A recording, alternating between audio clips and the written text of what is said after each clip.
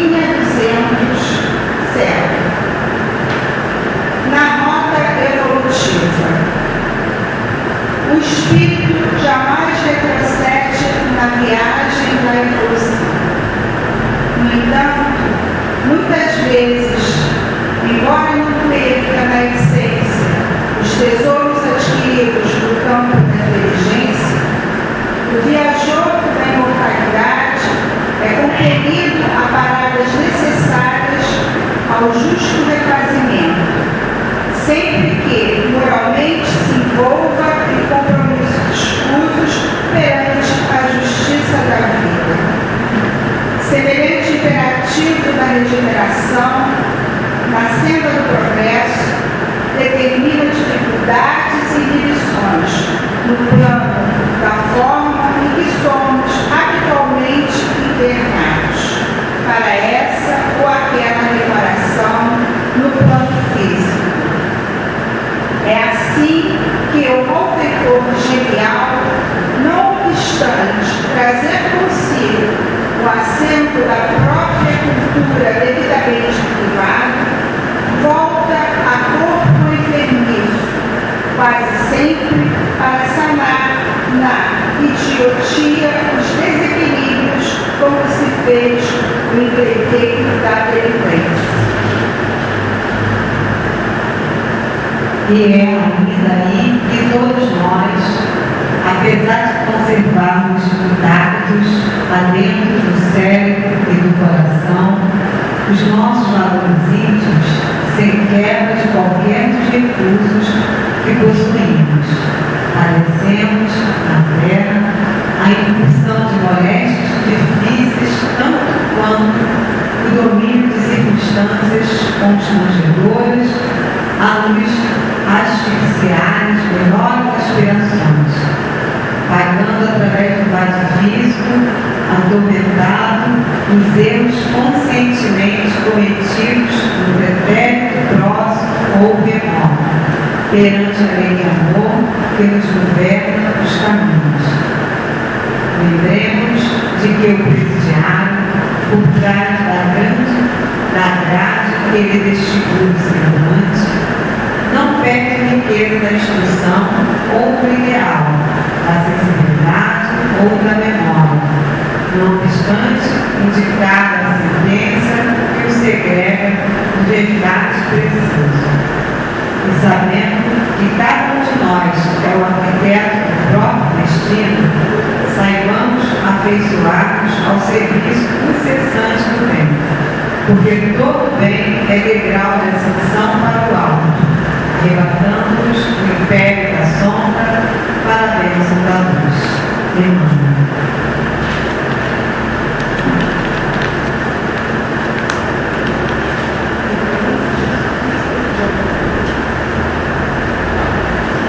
Nós vamos fazer a nossa prece e vamos pedir a todos que envolva nela o nosso irmão Yolande Assis Ramos, que desencarnou hoje, e também pedimos aqui pela nossa irmã Maria Regina Orgado Silva, que reside na rua João Martins, no 38, Nova Iguaçu. Oremos, meus irmãos. Amado Mestre Jesus, Senhor José Luiz do Espírito Santo, mentor de nossa casa, amigos espirituais, mais uma vez, encarnados e desencarnados, reunidos em nome de Deus, estamos aqui para aprender um pouco mais do Evangelho do Mestre Jesus, para que possamos praticá-los dia a dia. Pedimos também que nosso irmão Amos, juntamente com os seus amigos espirituais, possa nos trazer palavras de conforto, de alegria, palavras que nos deixem mais confortáveis para a prática do bem e do amor ao próximo. Nós, encarnados e desencarnados, pedimos por todos os nossos irmãos sofredores, que todos nós sejamos acolhidos nos braços do nosso Pai misericordioso. Pedimos principalmente pelos irmãos que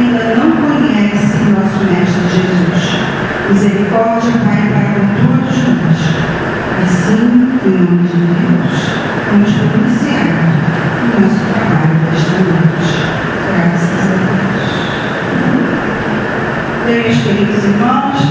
Agora eu vou passar a palavra ao nosso irmão Anderson, que vai nos trazer maiores esclarecimentos sobre o tema da noite.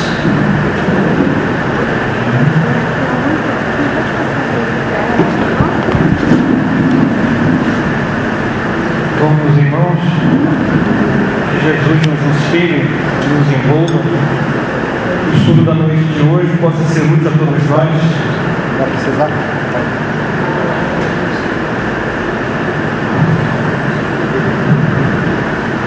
Com o conhecimento da doutrina espírita. Esses itens vão falar sobre um tema complexo. Não é um tema tão simples quanto possa parecer. No item 551, a gente já vai ver como ele é complexo.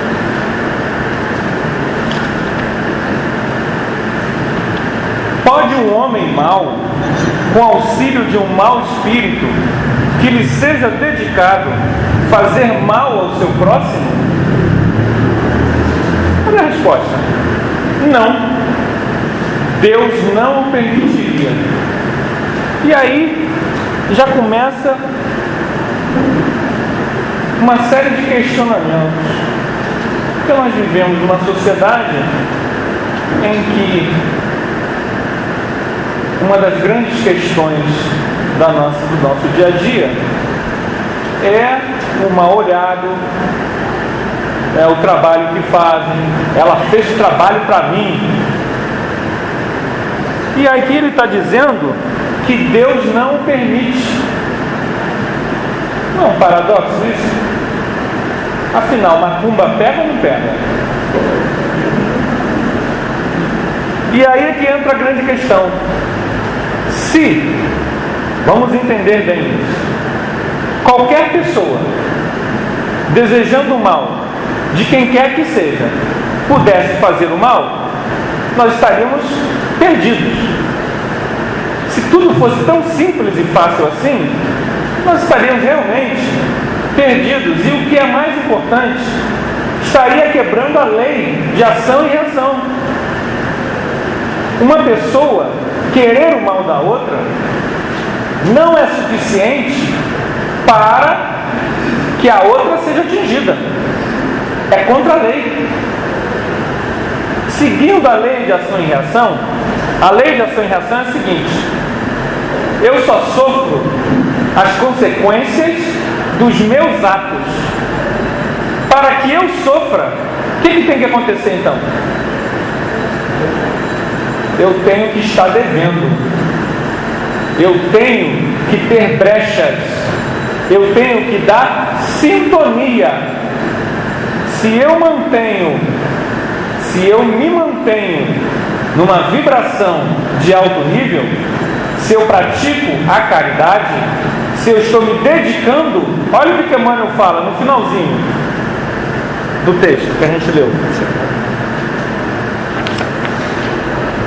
Todo bem,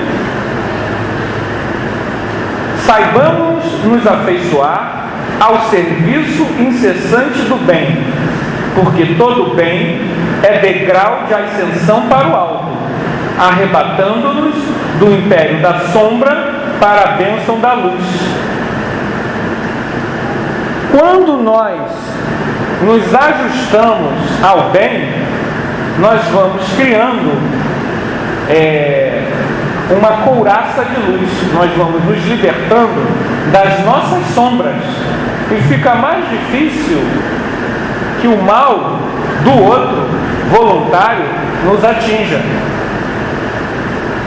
Então, a lei não permite que uma pessoa inocente sofra. Então a pessoa é casada, ela está vivendo muito tranquilamente lá em Ipanema com o marido dela. Eles foram, no mês passado, eles estiveram em Paris. E aí a irmã dela mora lá em Guapimirim, num quartinho. E tem uma inveja, porque a irmã está curtindo a vida da idade, e ela mora em Guapimirim, e está num quartinho alugado, do lado do rio, cheio de mosquito. E aí ela resolve, ela tem uma grande ideia. Eu vou lá naquele lugar ali, que eles dizem que ele traz o homem em 7 dias. Traga o homem a 7 dias. Então vai lá. Então ela pega R$1.000 e dá lá para o homem que vai 7 dias. Aí nos livros dos Espíritos diz assim, nesses itens: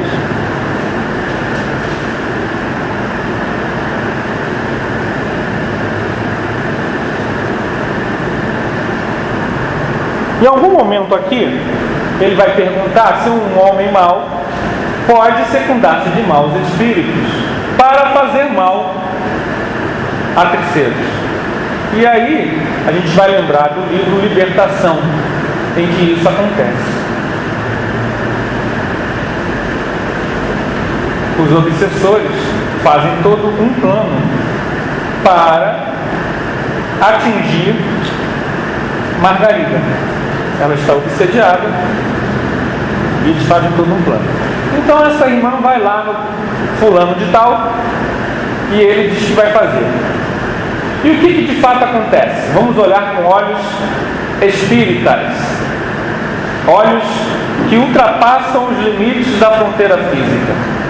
Essa pessoa, totalmente obsediada, totalmente vampirizada, entra em contato com espíritos enfermos e doentios, que vão à casa da fulana lá em Ipanema. O que eles vão tentar? Enfeitiçar a cabeça do marido. Quando eles chegam, entram no prédio, aquela malta de espíritos inferiores. Quando chega na porta da casa, eles são rechaçados, eles não entram nem na casa. Por que eles não entram? Porque não há. Ela não tem culpa no cartório, nem o marido. O marido não tem sintonia com esse tipo de espírito, nem ela.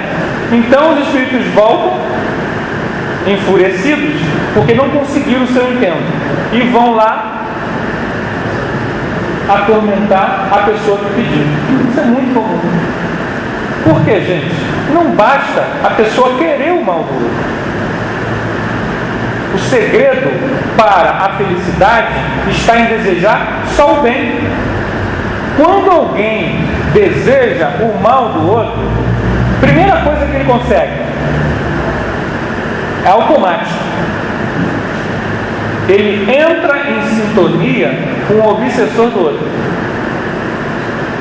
Porque os dois têm a mesma ideia. Qual é a ideia? Não gostam daquela pessoa. Então, a pessoa que pensa mal do outro, ela acaba se tornando, já é obsediada pelas suas próprias ideias.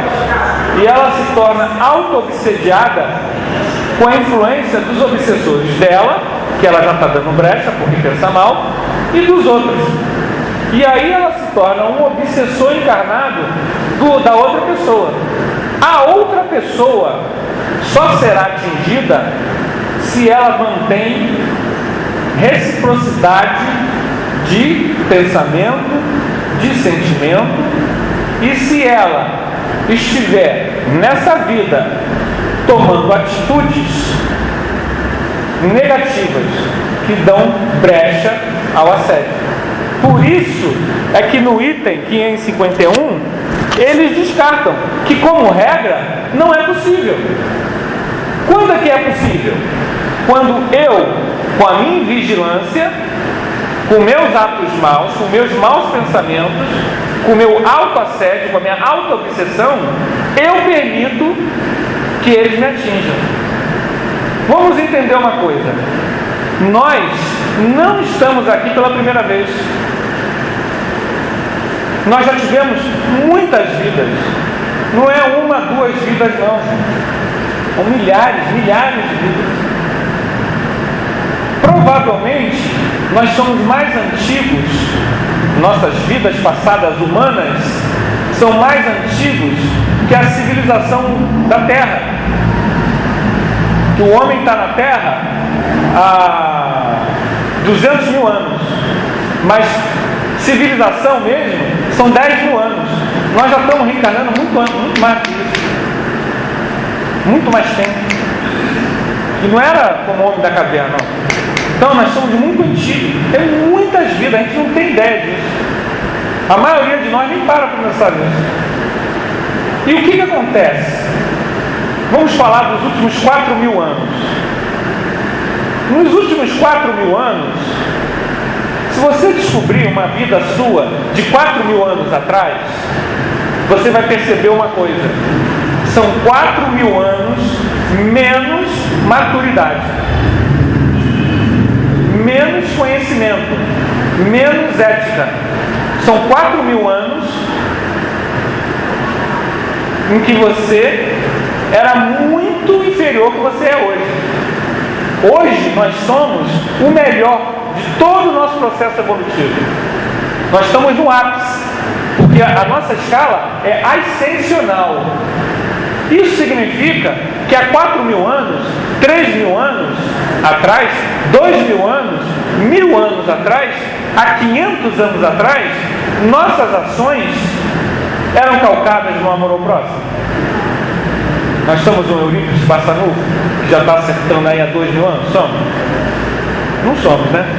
Nossas ações, na grande maioria, vamos dizer assim, 98% das pessoas na Terra, reencarnadas, são ações que trouxeram mágoas, violência, rancor, inimizade, inimigos.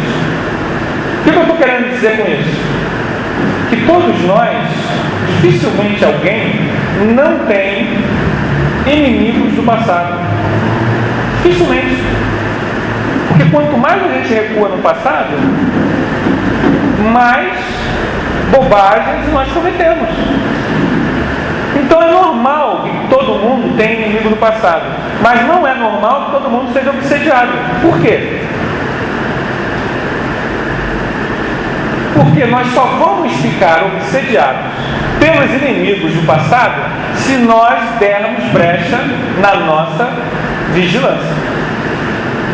Se nós nos mantemos dentro de uma conduta correta, dentro de pensamentos otimistas, se nós praticamos a assistência, a caridade, o serviço, se nossos sentimentos são bons, se não há na nossa conduta a maledicência, a agressividade, a desonestidade, não há sintonia. Pode fazer o que for, pode ser quem for, não há sintonia, nós estamos protegidos. É uma proteção natural da lei. Por isso, o antídoto para quem acha que está, não, que estão fazendo um trabalho para mim. Qual o melhor antídoto que você acha? Você acha que está fazendo? Tem gente que tem mania disso. Pior é quando é médico. Você sabe qual é o antídoto? A caridade. Vá visitar Curupaiti, um orfanato, um asilo, Vicente Moretti. Pratica o bem. Começa a pensar nos outros. Para de pensar só em você. Começa a abrir seu coração em direção à humanidade. Não tem trabalho que pegue quando você entra nessa corrente de luz. A gratidão, quando você pratica a assistência, você pratica a assistência a uma pessoa na rua. Ele não está sozinho. Ele não tem só o obsessor do lado dele, não. Ele tem uma mãe desencarnada que vai ficar grata a você. Ele tem um monte de amigos espirituais que não tem como ajudá-lo. Você ajudando, eles ficam gratos a você. E com a gratidão deles, muitas vezes, muitos problemas seus são resolvidos, porque eles começam a se interessar. Quem é essa pessoa que está fazendo esse bem? Vamos ver se a gente pode retribuir. Porque a lei é clara.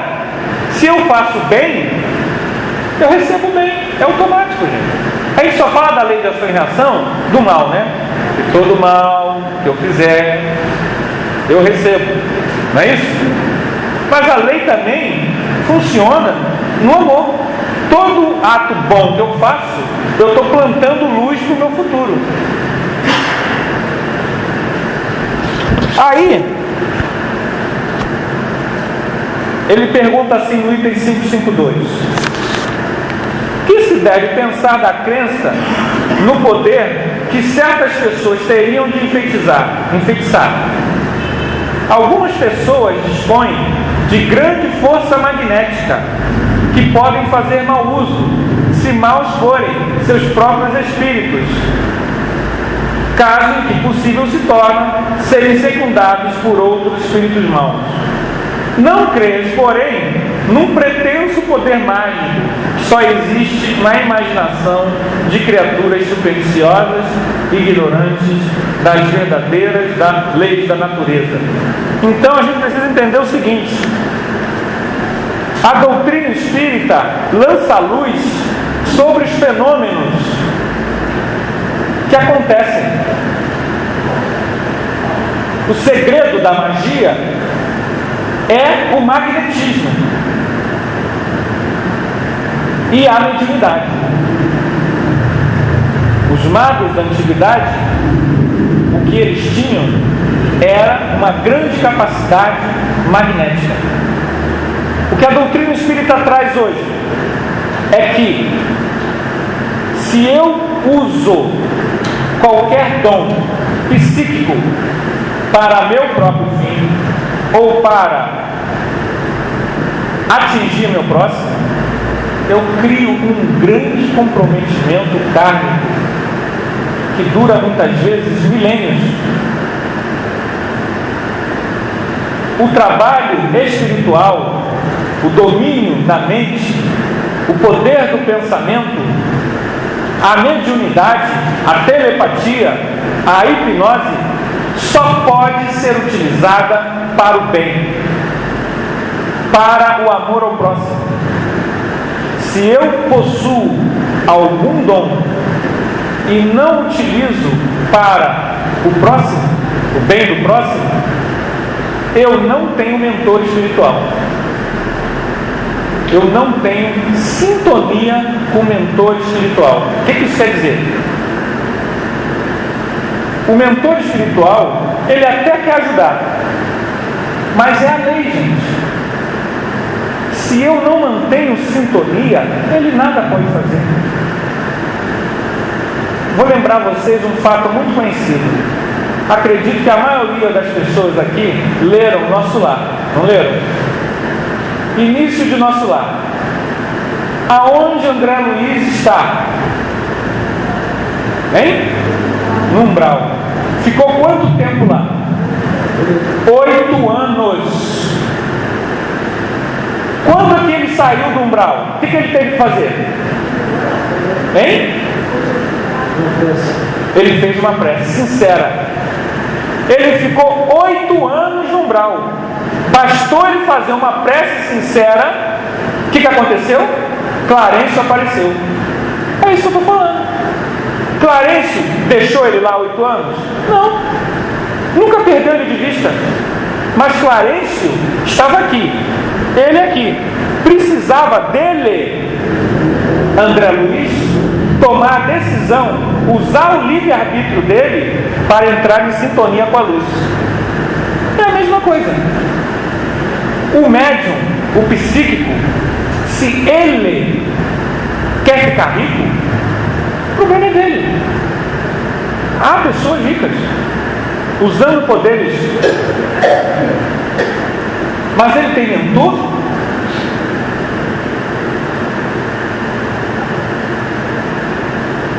Divaldo Pereira Franco tem um livro,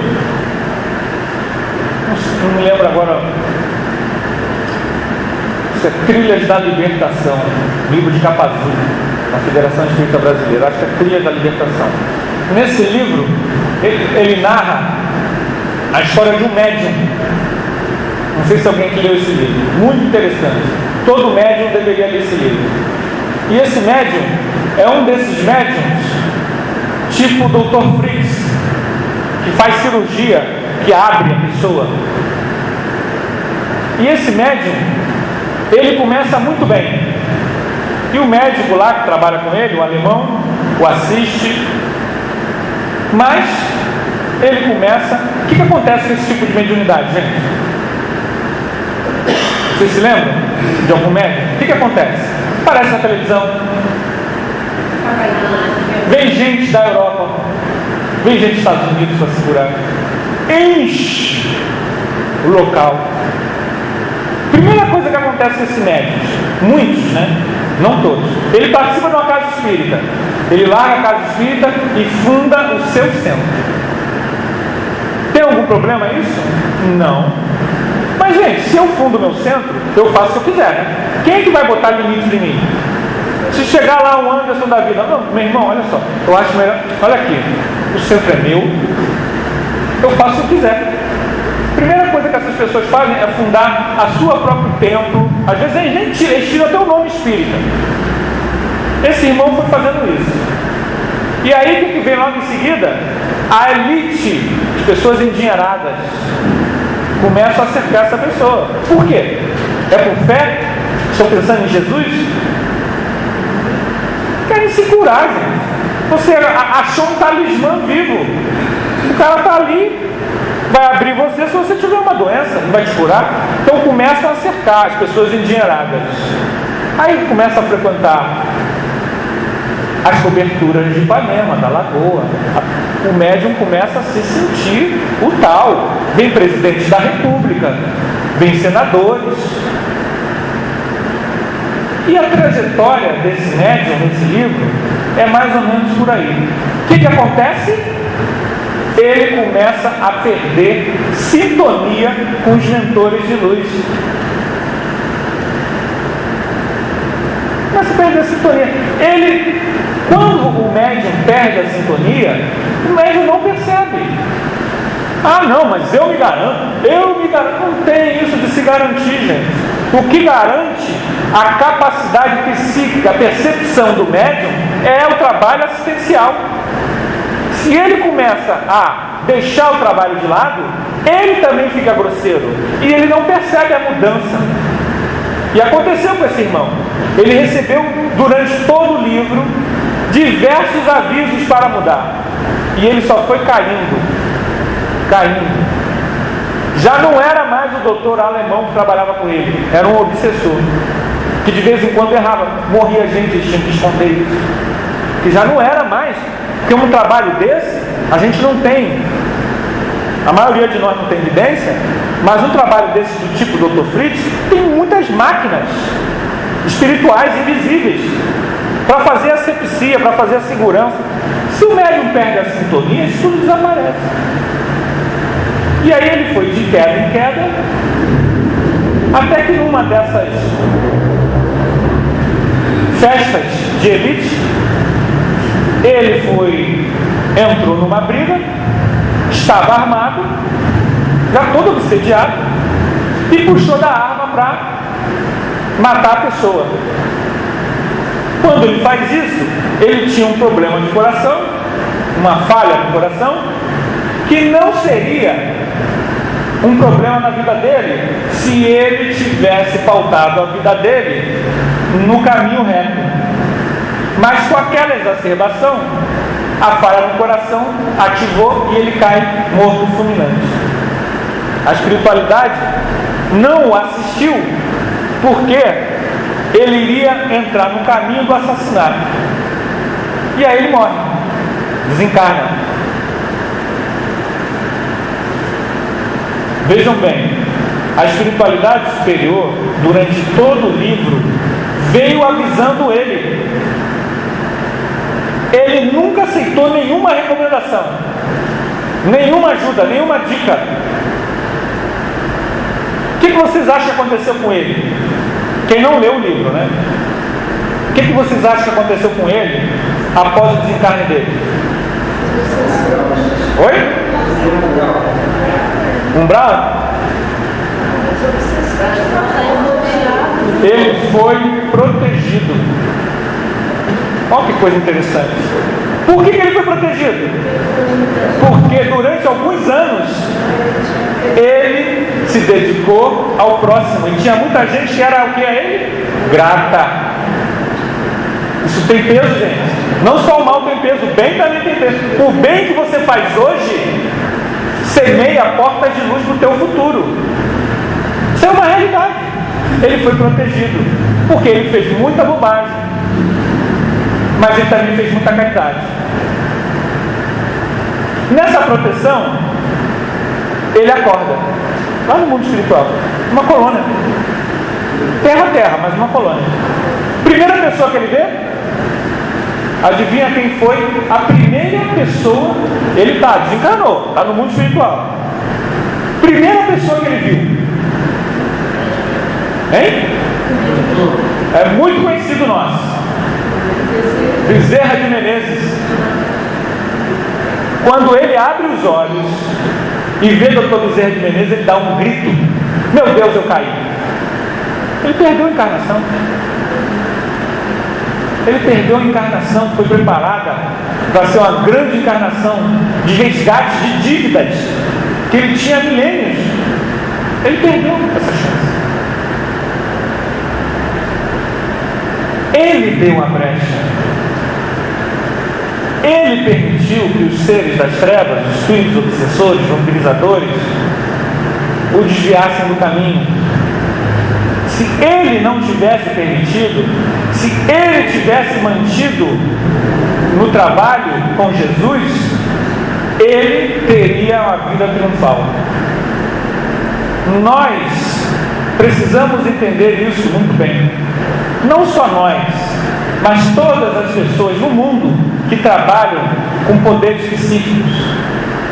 A pessoa que usa hipnose, a pessoa que tem poder do pensamento, a pessoa que tem um forte magnetismo, ela precisa saber disso. Muita gente não sabe. Tem magnetizadores que conseguem fazer coisas que você acha que é um milagre. Só que a pessoa não tem noção de nada. Há muitos anos atrás, nós levamos um caso desse na nossa casa e abrimos o estudo. E a grande maioria achava o seguinte: se ele consegue fazer isso, ele é um espírito superior. E aí que eu falei para eles: vocês estão enganados. Muitas vezes, muitos de nós somos médiuns ostensivos, passamos no Antigo Egito, na Antiga Caldeia, nos mistérios de Ísis, nos mistérios dos celtas. E sabe o que acontece, gente? Quando poder psíquico é que nem fisiculturismo. Sabe o que é fisiculturismo? Malhar. Se uma pessoa malhar todo dia e ficar com o corpo todo malhadão, ele é espírito superior por causa disso? É resultado da busca dessa pessoa, não é isso? Poder psíquico é a mesma coisa.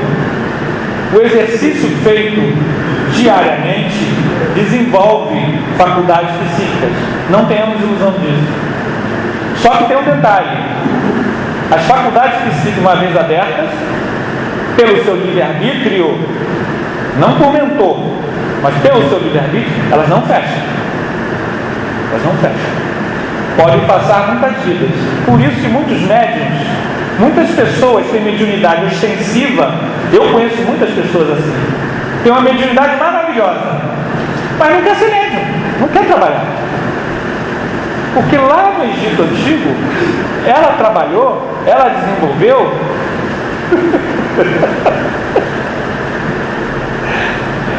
Gente, e usou o livre-arbítrio dela. Então, vida após a vida, aquela mediunidade, ela não fecha. Porque para fechar, para ter um controle, ela precisa de ter o quê? Ela precisa ter um mentor. E para mais um mentor, gente, qual é o problema de ter um mentor? É o problema do André Luiz. Para que eu tenha um mentor, eu tenho que ter sintonia com o mentor. Para que eu tenha sintonia com o mentor, eu tenho que estar onde está a dor. Por quê? Os espíritos superiores estão aonde está a necessidade. Se você quer ter Jesus ao seu lado, você tem que fazer o que Jesus fazia: sair e servir. Se você não quer servir, você não vai ter espíritos que querem servir ao seu lado. Você vai ter espíritos que não querem nada. É a lei da sintonia. Então, pessoas com grande poder de magnetismo não significa espírito superior. Mas o conhecimento espírita, sem precisar converter essas pessoas, vai ajudá-las a entender que, se elas possuem isso, elas precisam usar isso para o bem da humanidade. Nós tínhamos um médium lá na nossa casa, que ele foi por muitos anos, antes de se tornar espírita, esotérico. E lá, na loja esotérica que ele pertencia, eles faziam isso, exercícios mentais para desenvolver poderes psíquicos. E aí ele dizendo para mim, ele estava na Praça 15, ele era jovem, isso ele contando para mim, ele já desencarnou, ele tinha mais de 70 anos. Então ele era jovem, estava na Praça 15, passou uma mulher daquelas, de parar o trânsito, e passou, ele jovem, olhou, né? E aí ele lembrou do que ele estava aprendendo lá na loja. E aí ele jogou a energia. Volta e olha para mim e vem falar comigo. Volta e olha para mim e vem falar comigo. E aí ele contando, Anderson, a mulher nem tinha me visto. Ela passando, parou. Quando ela olhou para trás, olhou para ele ouviu uma voz: é para isso que você quer desenvolver seus poderes psíquicos? Você irá cair no mundo das trevas. Ele acordou. Por quê? Quem falou aquilo, gente? Ele tinha um mentor que tinha sintonia com ele. E aí ele acordou. Aquilo foi um chacoalhão. Você imagina se eu ouvir isso, nítido e claro, no meio da rua, Praça 15, 3 horas da tarde. Ali ele entendeu que aquilo ali era uma coisa muito séria, né? E ele me falou isso em muitos anos. Eu nunca me esqueci desse cara, porque ilustra. Todos nós precisamos entender que trabalhar poderes psíquicos só tem um caminho: com Jesus. Isso significa o quê? Com amor ao próximo. Leia-se, quando a gente fala com Jesus, é com amor ao próximo. Eu não vou querer ter evidência para ver a minha vizinha tomar banho, porque se eu quiser ter essa intenção, eu vou estar cercado de vampirizadores. E esses vampirizadores vão nublar a minha percepção, vão me criar ilusão, e eu vou de queda em queda caindo no abismo. E esse abismo do abuso do poder psíquico às vezes dura 1000 anos. Não são 8 anos, demora 1000 anos, porque você tem que sair de uma rede de energias que você mesmo criou. É o livre-arbítrio. Aí ele vai falar para nós sobre uma questão dos talismãs e das fórmulas. No mundo aí da magia, há muito isso, a cruz disso, sei o que, não sei o que. Isso tem algum valor? Vejam bem, gente, isso não tem nenhum valor. Ué, mas tanta gente usa. Então, lá no livro de São não sei o que, diz que tem que fazer isso, fazer aquilo, fazer isso, não tem nenhum valor. Os espíritos vão dizer que todas as fórmulas, lá no item 553, são mera charlatanaria. Não há palavra sacramental nenhuma, nenhum sinal cabalístico, nem talismã que tenha qualquer ação sobre os espíritos. Porque eles são... mas aí tem um porquê. Ele explica. Eles são atraídos pelo pensamento e não pelas coisas materiais. O pensamento. Agora vamos falar de uma outra coisa: a fé. Se você colocar a sua fé nesse microfone e dizer: esse microfone aqui pode fazer isso, isso e aquilo. Mas você botar uma fé, você vai estar ornando esse objeto com o teu pensamento, com a tua vontade. Você vai estar transferindo o poder para isso aqui. Poder que, na verdade, é seu. Então, os talismãs, para quem tem fé no talismã, funciona. Por quê? Porque às vezes ele tem tanta certeza que aquilo vai funcionar, que ele começa a ativar mecanismos dele, íntimo dele. Isso é complexo, gente. Muitos astrólogos conseguem acertar coisas incríveis da vida da pessoa. Muitos astrólogos erram muito. Não vou aqui entrar na questão, como já disse Divaldo muito bem, da ciência da astrologia. Não vou entrar nessa questão. Porque é tudo uma ciência, estudo, e a gente vai respeitar. O que eu quero dizer é o seguinte: muitas pessoas que usam mancias, como astrologia, ver na xícara, mas o que?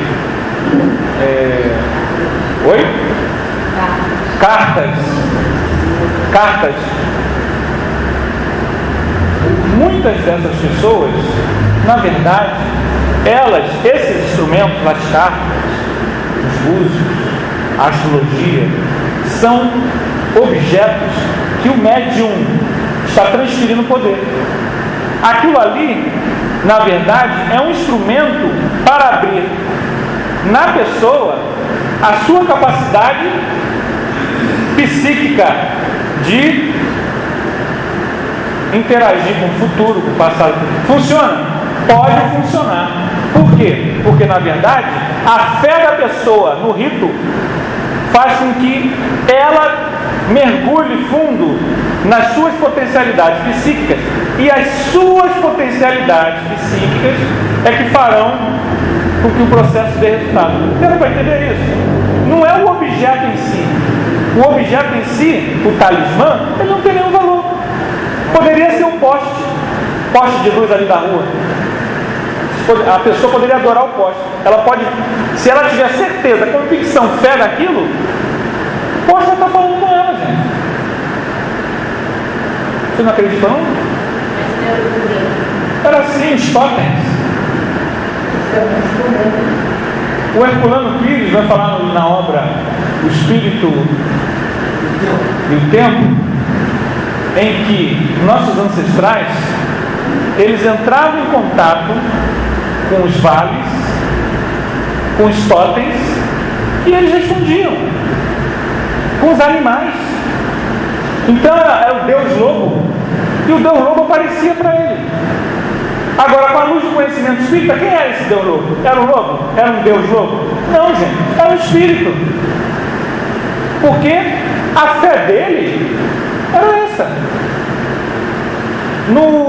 Na renovação carismática da Igreja Católica e em algumas igrejas carismáticas, na Igreja da Assembleia de Deus, quem é que fala lá?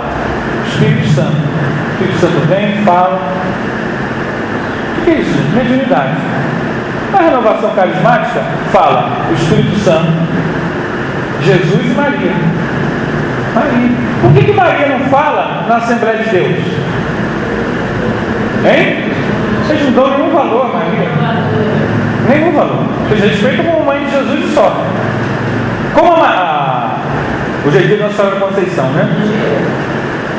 Como a Igreja Católica valoriza e respeita, né? Tem vários templos da Maria. Na renovação carismática da Igreja Católica, Maria vem e fala lá através dele. Eu tenho revistas, tem comunicações de Maria. O que é isso, gente? Mediunidade. O que diferencia da doutrina espírita? Completamente. Porque a doutrina espírita vai mostrar pra gente que esses nomes não são reais. São espíritos que não podem dar o seu nome. Eu sou José da Silva, eu sou Josefina que morou ali no 123. Ele não pode dizer isso. Se disser isso, o que acontece? Está com demônio, sai daqui. Então tem que vir como eles acreditam. Isso acontece, gente, há 40 mil anos. Então a nossa fé, ela dá o formato da mediunidade, e isso é complicado, porque muitas vezes o médium acredita nas coisas mais absurdas e vem espíritos confirmando. E aí você tem que dizer para a pessoa, olha, não é bem assim, Jesus não fala assim, calma, Jesus não dá como... E o médium, muitas vezes, se ele estiver muito fascinado com aquela coisa toda, ele vai olhar para vocês são muito puritanos, e vai embora. Então, gente,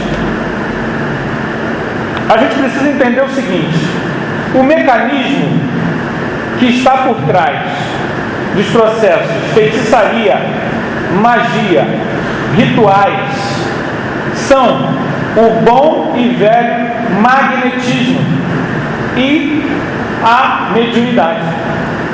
Por incrível que pareça, todos os processos do magnetismo explicam a magia. No livro Romance de uma Rainha, alguém já leu esse livro aqui? Já leu? No livro Romance de uma Rainha, que é o livro do Rochester, 2 volumes. hein? 2 volumes. Agora tem uma editora editando um só, mas eu também li no da Febre, os 2 volumes da Febre.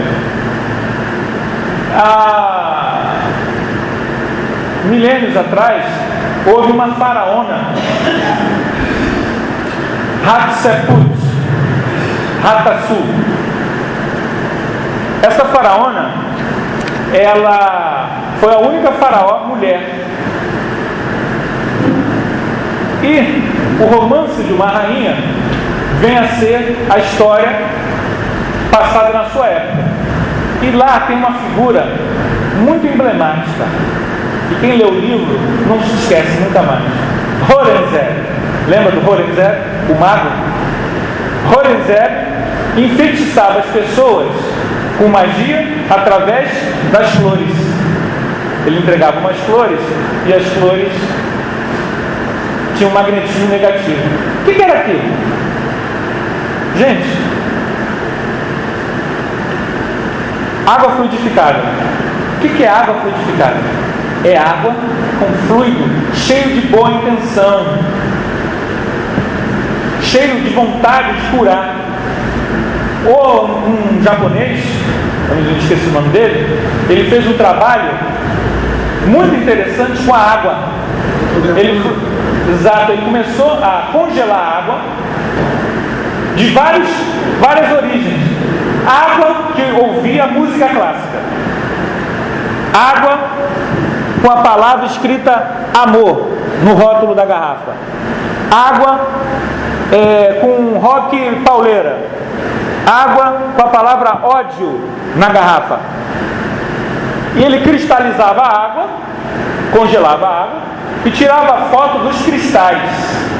Água que ouviu a voz de Hitler, água que ouviu a pastoral de Beethoven. Vocês sabem o que acontecia? Os cristais não eram iguais. Isso aí você acha na internet. Cada água, quanto mais elevado era o teor, mais bonito era o cristal. Quanto mais negativo era o negócio, mais o cristal era distorcido. A magia do Horenzeb era isso. Ele, ao invés de fluidificar, que quem tomar dessa água seja feliz, você receba toda a saúde, toda a cura, a tua vontade no bem, na luz, ele fazia o contrário. Só que ele fazia isso, ele dominava muito isso.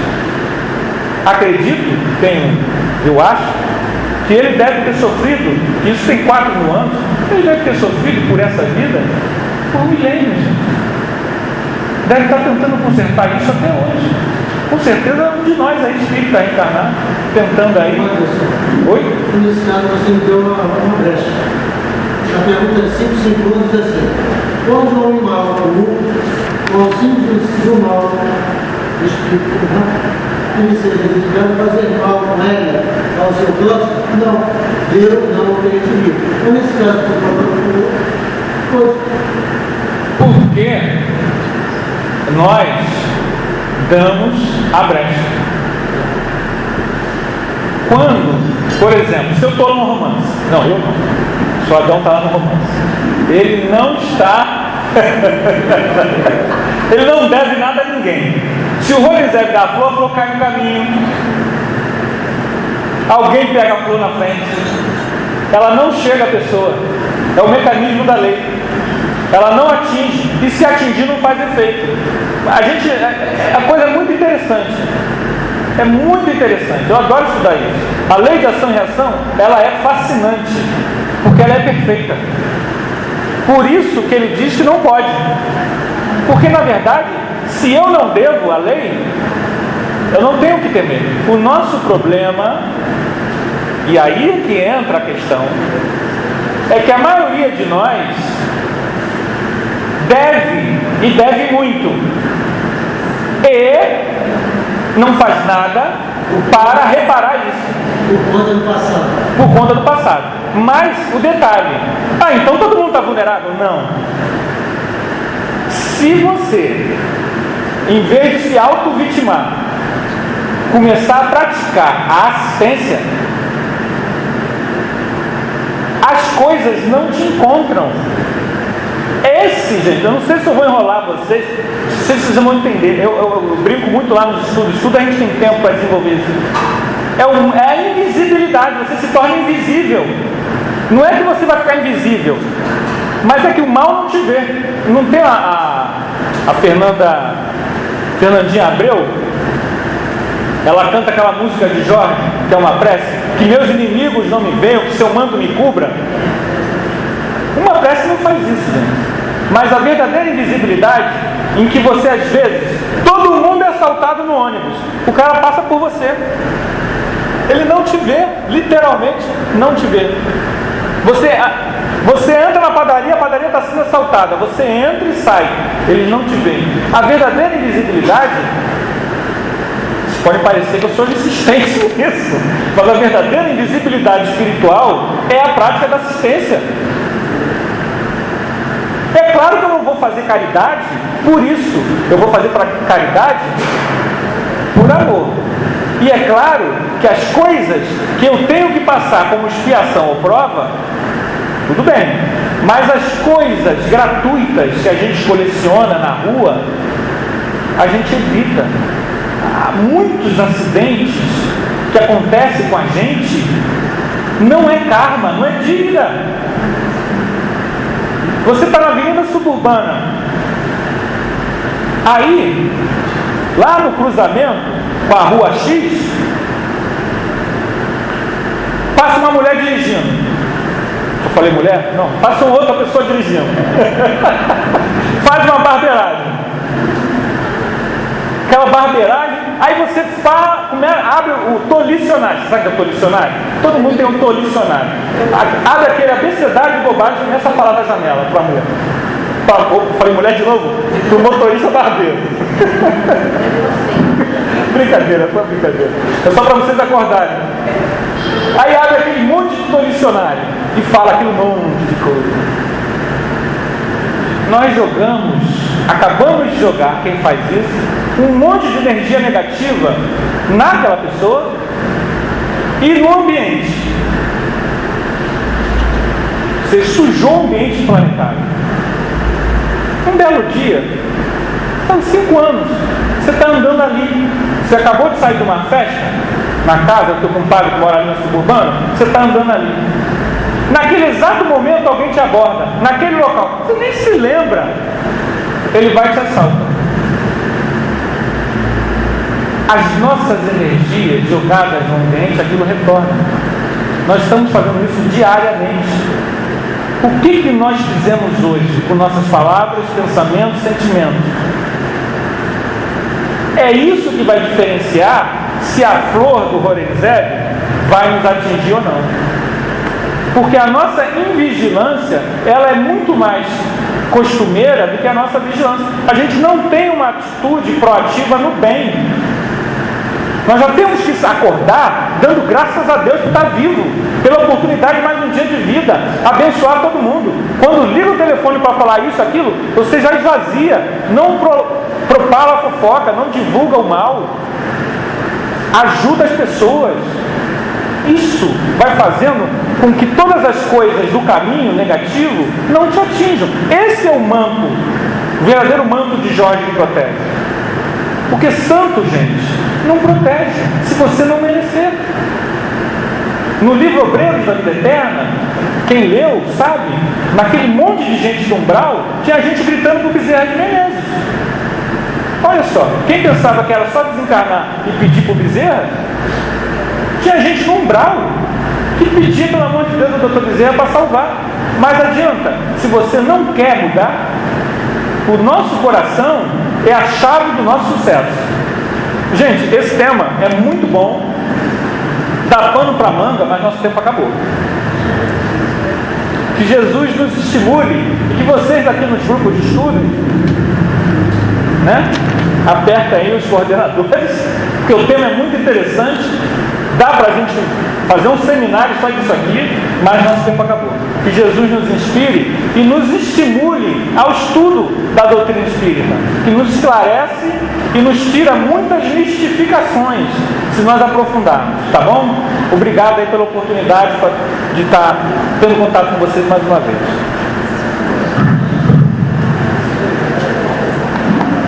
Muito obrigada, Anderson.